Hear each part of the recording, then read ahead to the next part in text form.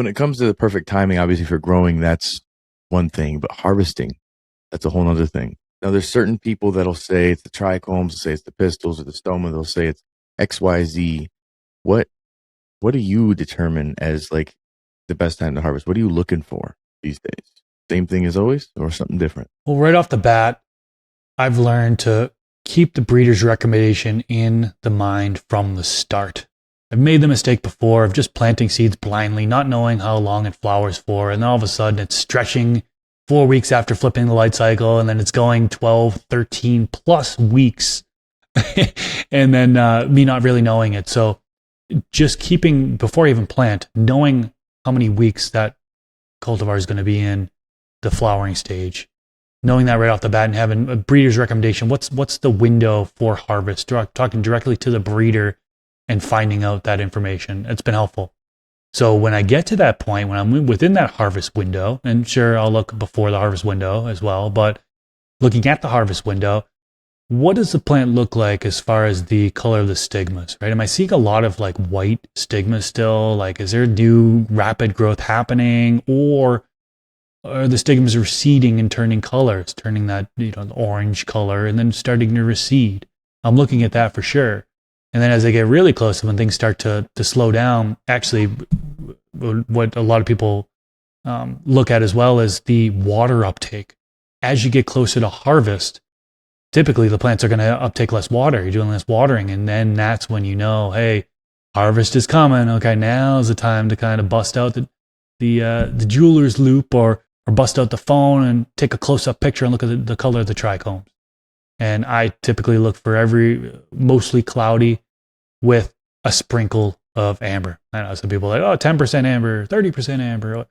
It's tough to really say a percentage. As long as it's mostly cloudy with a sprinkle of amber in there, that's when I'll typically harvest. And what you could do these days is, if you need something super data oriented, is take that picture, upload it to one of these AI things, use a bunch of water from your local area and fund a data center, and then say, hey, what percentage of amber is this?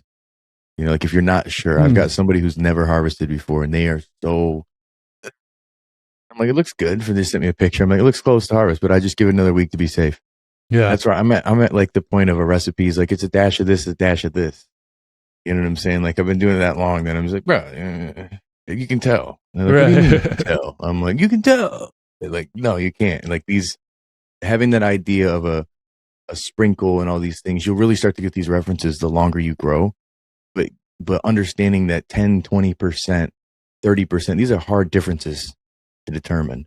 That's where it starts to become where you see a couple heads that are amber, and knowing the difference between a bruised trichome head from you squeezing it and smelling it versus one that's actually mature is also big too. I think that like I do the same.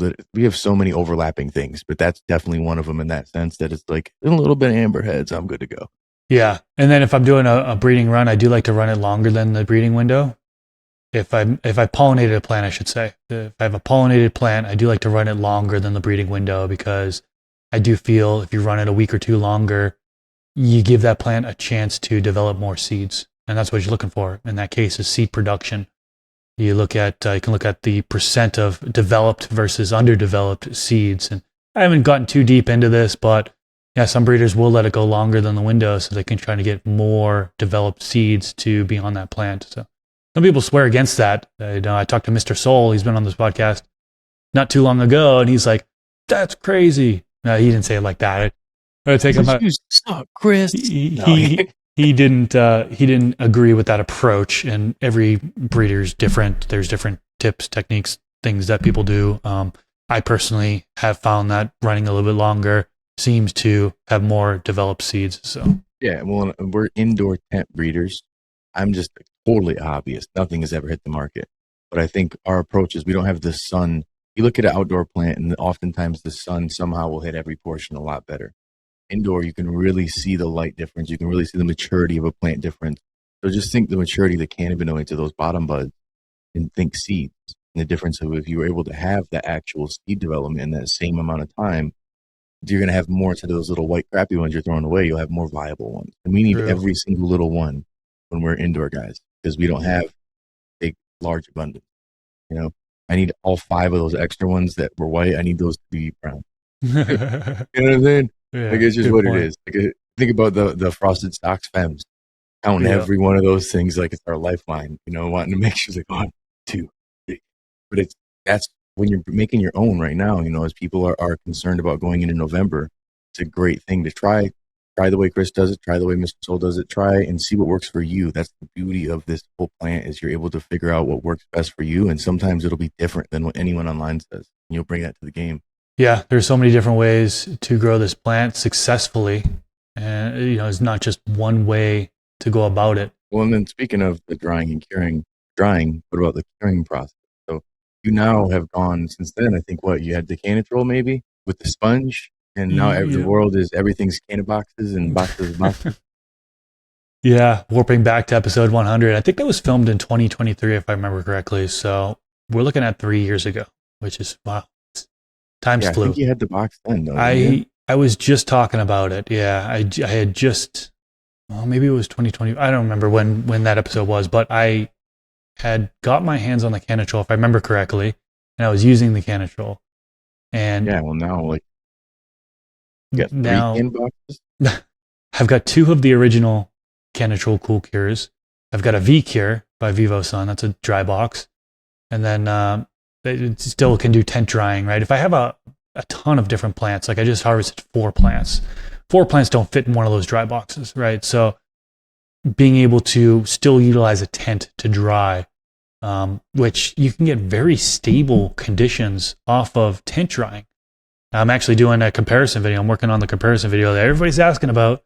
It may or may not be out by the time this episode gets released, but I'm comparing the Cool Cure versus the V Cure versus tent drying. And so, yeah, I'm showing kind of all the differences and the variation that we're seeing between the temperature and humidity off the different dry boxes and how dialed in you can really get it with these grow tents. Just spoiler alert, with the grow tents, one thing I found is that they can be inconsistent drying. You could have those bottom buds that are lower to the ground. You might have a oscillating fan on the lower part of the tent. So the buds closest to that might dry out faster than the buds that are top part of the tent. So that's something I'm kind of reevaluating when I do tent drying. I might actually add in air circulation on the top part of the tent as well as the bottom.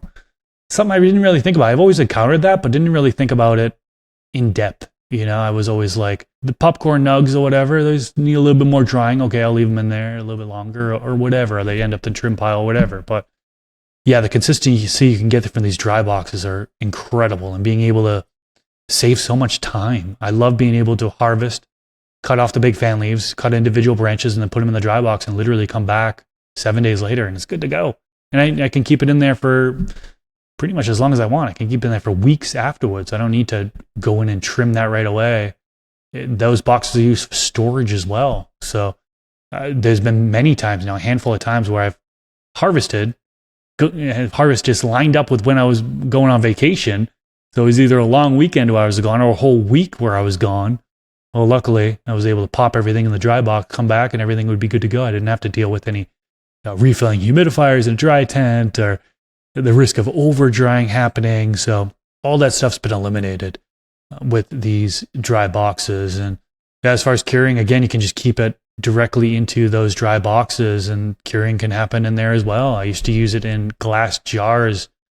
No more. I can just put it in those dry boxes and store them. I don't even know if you really call them dry boxes, but I like to call them dry boxes because that's primarily what they're used for. I feel like cure. Yeah, a lot of people say cure like Cure cubes.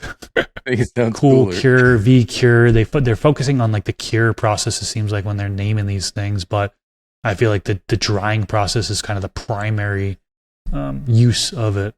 But yeah, you can just store them in those as well. And it's just been a game changer. And yeah, I've used the Grove bags and stuff. And sometimes I put the buds in the Grove bags and then put the Grove bags in the Canitrol, for example. And that's good for storage as well. But my days of glass jars are really have dwindled down to next to nothing. If I didn't have noise cancellation like that, you'd hear like Warriors style jars clinking next to me. I hear them now. Our guy for life. Yeah, I love it. But dude, the Grove bags, you can't deny they work great. The zippers need some work on the bigger ones, but I love the technology But with these boxes, if you're watching on YouTube or if you're listening, I'm pointing at it. Some of them, they have their quirks where people have had some issues or they leak underneath there or glass is broken, XYZ. As long as it gets taken care of, that's solid and it's good. But they're very expensive. So it's got to be somebody who's like in the point of you're traveling, right? That's a great example because traveling, you're like, dude, and my whole harvest that's worth more than that could be ruined. Well, it's worth it. You've had harvests that you're not drying and curing properly. You're in somewhere again like the desert, or the opposite side. You're down near the swamps, and your temperature is just crazy constantly, and humidity. This is where these cure boxes are gold. Or again, optimizing your tent like that. I always have one on top and bottom for the fans because I've learned over time the same thing you've dealt with for the uneven drying and curing. Because you could damn near cure in these things if you change the temperature right. The issue is your the pressure that you get in your tent and the amount of money that you spend to make this happen, to have your tent operate like that is damn near what you'd have for one of these boxes. The difference is the size. Like you're saying, harvesting 4 plants, I have to have my tent. Mandatory. So it's cool, this technology. I hope to see some of these brands design something like a one of these sauna tents, essentially.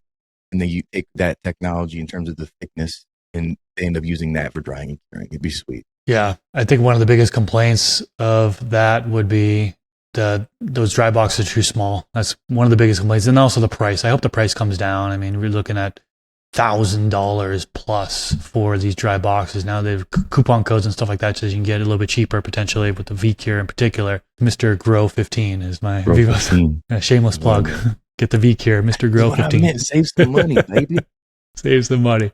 But yeah, the price has got to come down to make it more affordable for people. I mean, a lot of people comparing this to like a mini fridge since it's like the same size and the case is very similar to a mini fridge, and so those only go for a couple $100. It's like, when are these V-Cures going to come down in price? So I think it's just going to be more and more companies releasing them, and then the price will come down more and more. And yeah, hopefully it'll be accessible to more people. Right now it's out of a lot of people's price range. This clip is brought to you by Stash Nutrients. Use coupon code THESTASH for a discount on your order.